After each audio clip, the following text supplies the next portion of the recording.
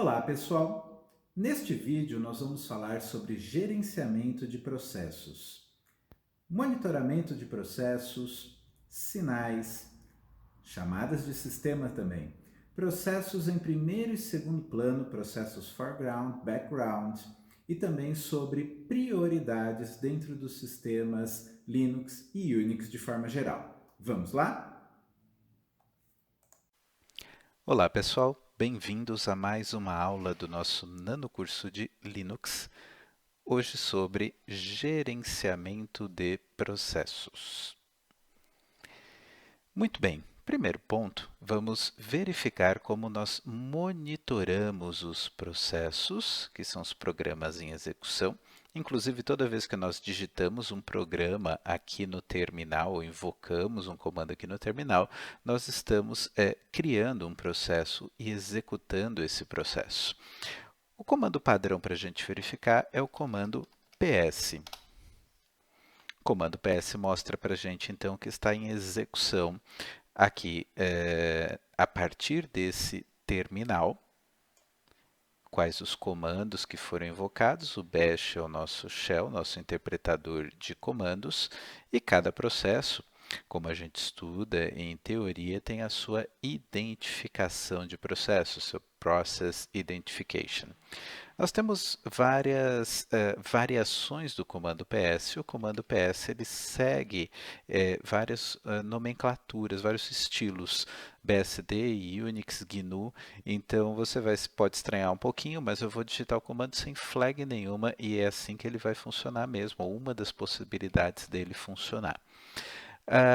Você vê que com essa opção ele me dá informações mais completas, inclusive informações de uso do sistema, de memória, status do processo, o horário de início desse processo. Então ele tem informações mais completas, digamos assim. E se nós compararmos aqui, acrescentar a flag X, a gente vai ver que essa lista se tornou agora bastante grande, já que ele passa a incluir todos os processos de todos os usuários do sistema, inclusive os processos do próprio sistema operacional e outros processos que estão em execução aqui na minha interface gráfica. Okay? Então, nesse caso, a gente consegue ver todos os processos do sistema e eu tenho também várias outras opções, por exemplo, a opção AL no lugar de AU me mostra algumas informações diferentes. Se eu combinar também a LX, eu vejo todos os processos em execução. Okay? É interessante você verificar a main page do comando ps, aqui as informações sobre os vários estilos de opções que eu posso fornecer para o comando, alguns exemplos, inclusive os comandos que a gente acabou de executar, e várias informações e a identificação de de todas as colunas que a gente observa, ok? Então, lembre-se, é uma página de manual, então como uma página de manual deve ser lida, né, para identificar todas as saídas correspondentes. A gente também consegue observar as threads com o comando ps. Se eu utilizar o comando aqui com a flag m, eu verifico as threads associadas a cada processo. Então, esse processo tem 2 threads, esse tem 3. Os processos que têm uma única thread vão aparecer com uma única identificação. Eu posso fazer uma visualização mais ampla, onde, usando a opção ELF, eu verifico inclusive os identificadores das threads. Vamos voltar aqui no cabeçalho. Então eu vejo aqui no LWP a identificação da thread, o Thread Identification, e no NLWP, perdão, a quantidade de threads criadas. Então a gente vê que esse programa tem 3 threads, com as suas identificações, sendo que a primeira thread corresponde ao Process Identification. Esse outro programa tem duas threads, a primeira corresponde ao Process Identification, essa aqui é a segunda thread. Lembrando que o Linux, assim como a maior parte dos sistemas operacionais de propósito geral atuais, escalonam threads ou fazem o escalonamento baseado nas threads diretamente. Bom, o comando PS ele é bastante útil para a gente usar no terminal, mas principalmente quando a gente filtra um pouco a saída dele, algo que veremos logo adiante, mas só para dar um spoiler do que vem a seguir, a gente poderia, por exemplo, fazer um filtro um pouco melhor, um pouco mais preciso da nossa saída, que eu estou colocando só as primeiras linhas para não ter que ficar rolando a tela lá para identificar o cabeçalho. Né? Mas comandos no dia a dia de administração num servidor, há alguns que podem ser um pouco mais interessantes, como o top. O top dá para a gente uma pequena interface, inclusive mostrando quantidade de usuários, a carga do sistema, o total de processos em execução, uso de CPU. E se você pressionar aqui o ponto de interrogação, o H de help, ele dá outras opções que a gente pode usar no comando para mudar opções e por aí vai. Eu gosto e muita gente de usar o Age Top no lugar do top, ok? Porque ele tem menus, ele é mais fácil do que ficar olhando as opções ali na ajuda e tudo. O EdgeTop nem sempre vem por padrão, talvez você tenha que instalá-lo, mas aqui a gente vê o monitoramento gráfico do uso de CPU, memória, swap, quantidade de tarefas, que seriam quantidade de processos, quantidade de threads em execução, tempo que o sistema está ativo, carga do sistema, e a gente consegue navegar nessa lista e consegue usar as teclas de atalho ou até mesmo aqui na interface gráfica clicar com o mouse. Né? Então a gente consegue visualizar, por exemplo, a árvore de processos, processo pai, processo filho, processo neto, né? que é o filho do filho, por aí vai. Né? Conseguimos ajustar o niceness, o grau de gentileza, que tem a ver com a prioridade. Conseguimos configurar, inclusive, vamos supor que queremos ver as threads, eu posso ativar aqui nas colunas a coluna correspondente às threads. Então, número de threads no processo, vamos adicioná-la.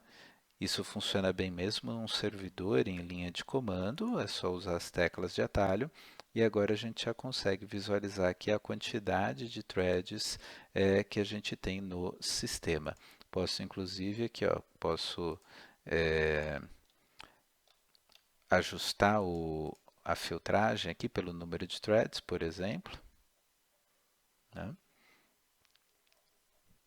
Então ele tem opções bastante interessantes, é bem similar ao que a gente encontra numa interface gráfica.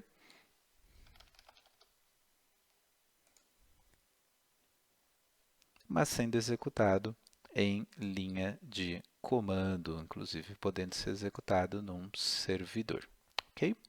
Então, essa é a parte que a gente pode observar do gerenciamento de processo, do monitoramento de processos e threads na linha de comando aqui do Linux. Vale a pena também, lembre-se que as informações do sistema em um sistema Unix e Linux ele está disponível através de arquivos, praticamente tudo. Então, se nós dermos uma olhada aqui no conteúdo do diretório barra proc, nós veremos a identificação justamente dos processos. Okay? Se a gente identificar aqui, vejamos aqui um processo que está em execução.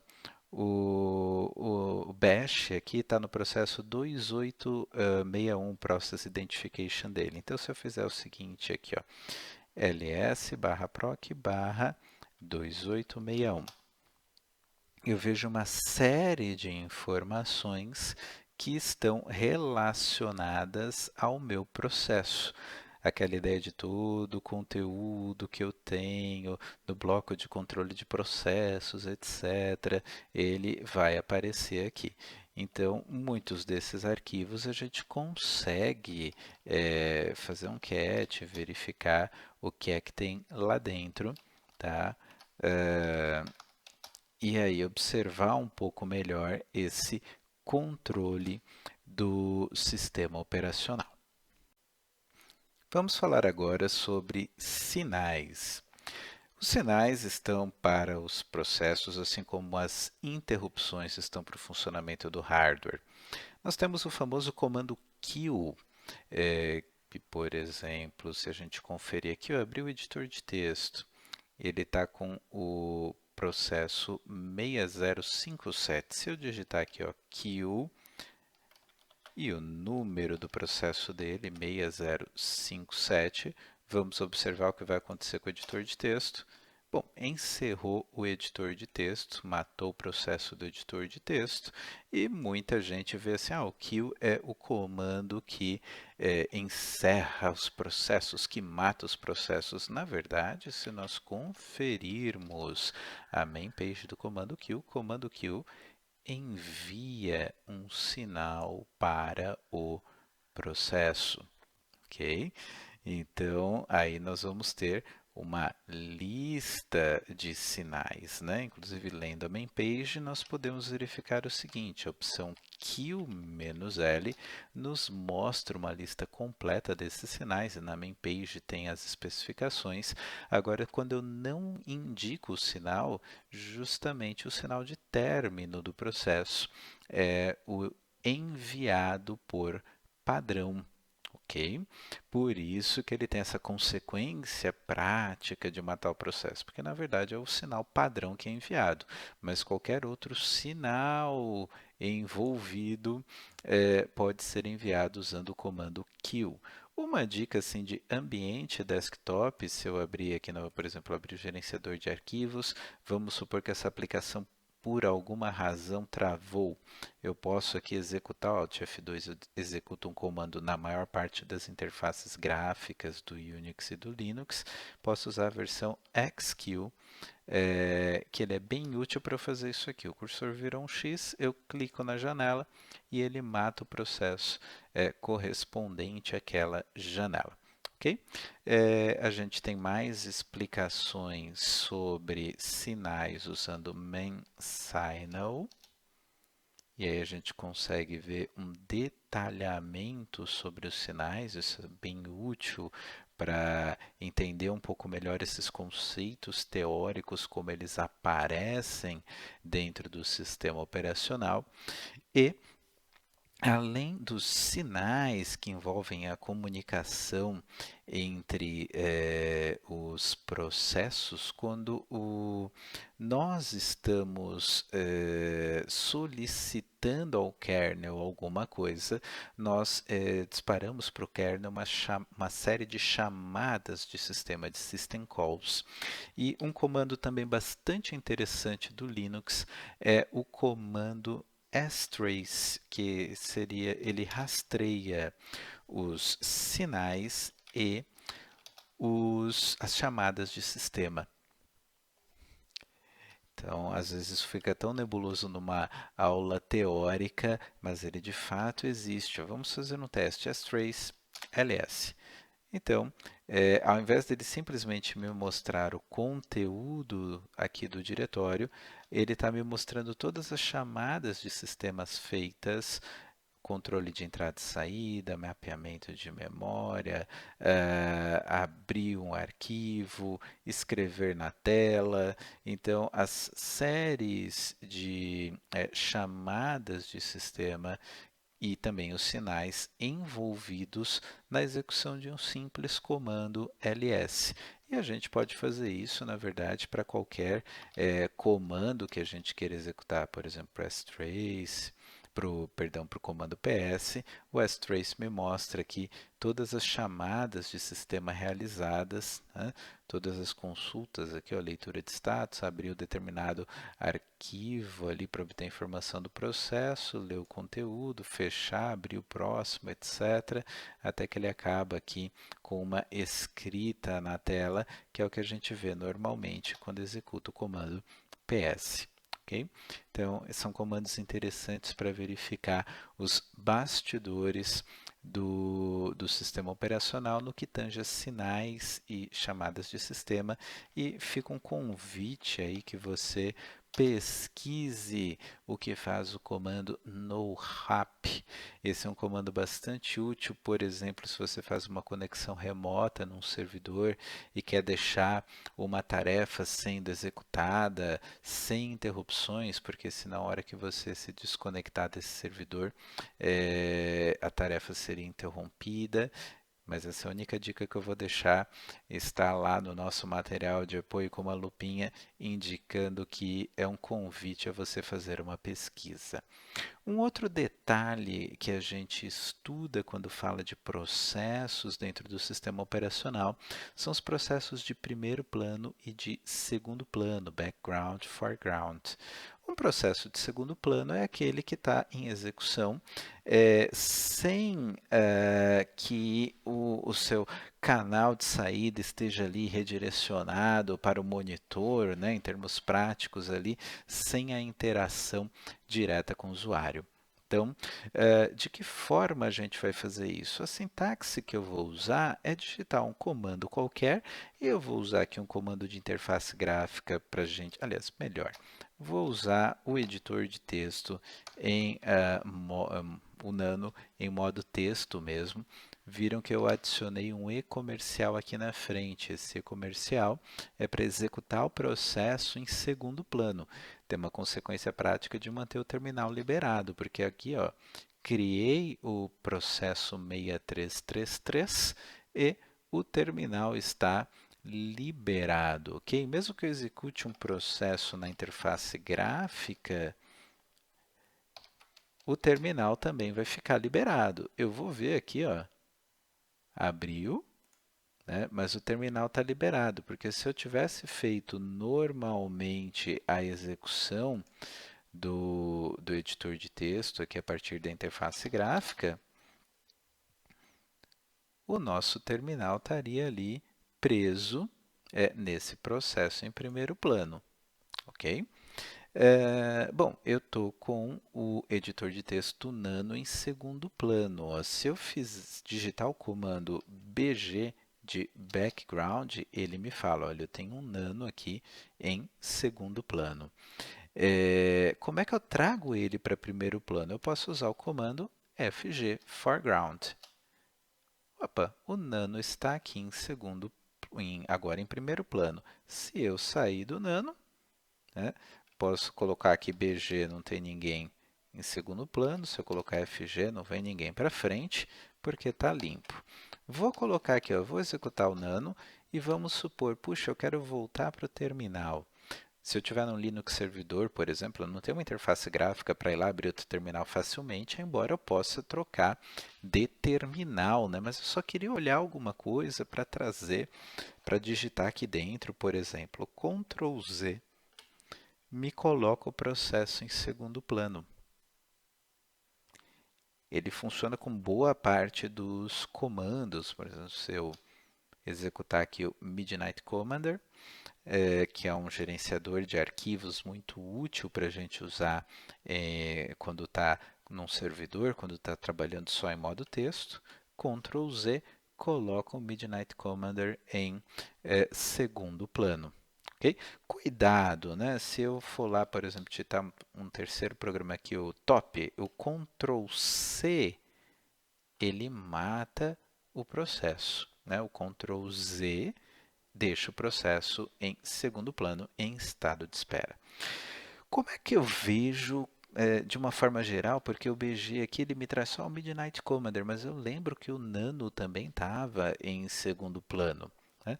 O comando aqui, ó, jobs, trabalhos, né, uma herança de quando a computação era feita em lotes, né, tinha vários jobs, ele me mostra aqui quais os processos que estão em execução e, obviamente, aqueles que estão em segundo plano, né? Inclusive, um exercício interessante é você poder comparar como é esse comportamento do comando jobs abrindo um segundo terminal. Lembra da ideia que eu acabei de falar, que isso era de quando os computadores rodavam em lote, né? Com esses números que eu vejo aqui na frente do comando jobs, eu posso fazer isso aqui, ó, fg, e colocar o número do comando. Ó, se eu quero trazer o nano, fg1. Vou usar Ctrl Z para deixar ele em segundo plano de novo. Vou executar aqui o jobs-L, fg2, trago o Midnight Commander para frente, ok? Compara a saída do jobs-L com o comando ps, por exemplo, né? Para você observar a diferença entre eles. Veja bem, um conceito importante quando a gente está falando sobre processos e o estado do processo, aliás, o estado está ligado aqui, aquele detalhe que a gente não vê, o que está em execução inclui a fila de pronto também, né? Quando a gente está olhando um sistema real, por causa da escala de tempo do sistema. Mas a gente vê uma coisa que parece um pouco estranha à primeira vista, que é aquela ideia que o processo só pode ser terminado quando ele está no estado de execução. A gente acabou de falar dos sinais, né? Então eu vou enviar um sinal de término para um processo, mas ele só pode efetivamente ser encerrado a hora que o processo ele está sendo executado. Então vamos fazer um pequeno teste. Com o nosso comando ps aqui, a gente vê que o nano está em execução no Process Identification Key 6360. Olha só, se eu digitar kill 6360, opa, se eu digitar corretamente kill 6360, o processo supostamente foi encerrado.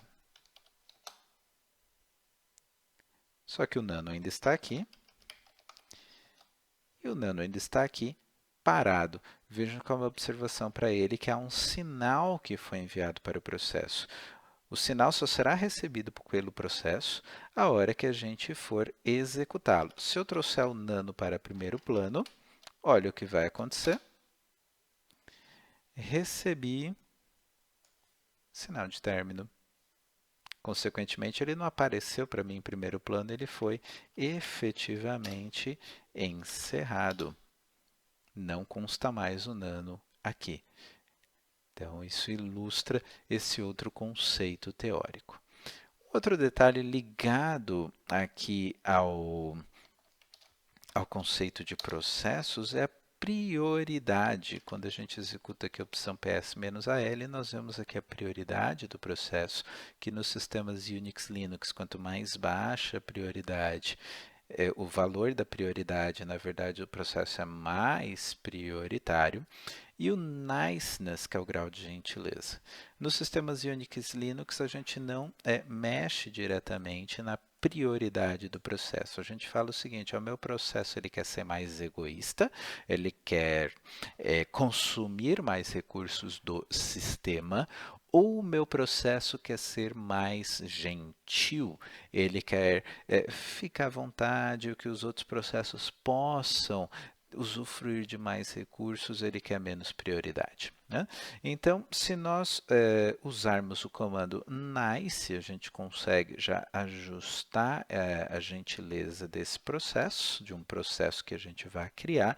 E se nós usarmos o comando renice, a gente consegue ajustar o nível de gentileza. Por exemplo, eu já tenho o Midnight Commander ali em execução no processo 6361.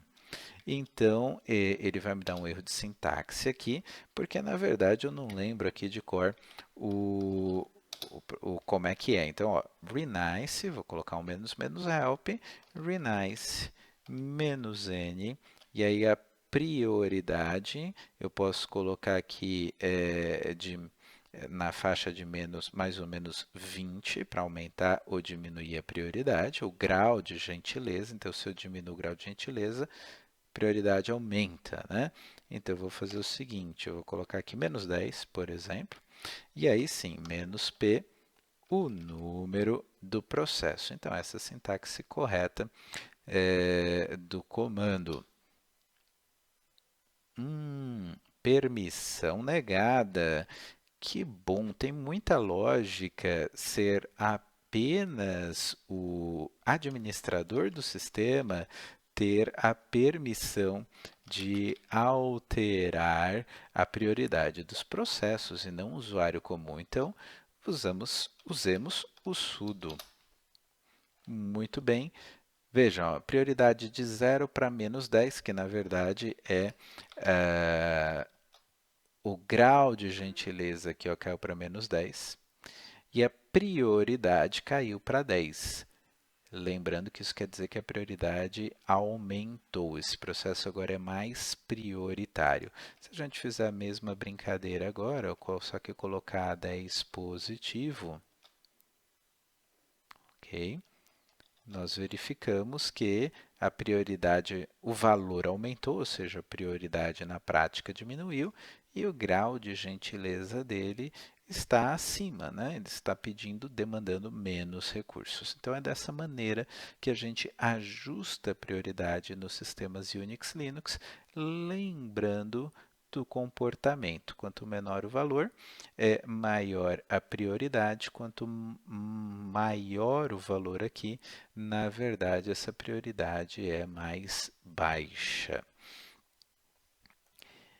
Muito bem, nós vamos ficando neste vídeo por aqui e nós vamos voltar com a segunda parte falando do redirecionamento e da conexão entre processos, os pipes, que são bastante úteis. Até o próximo vídeo.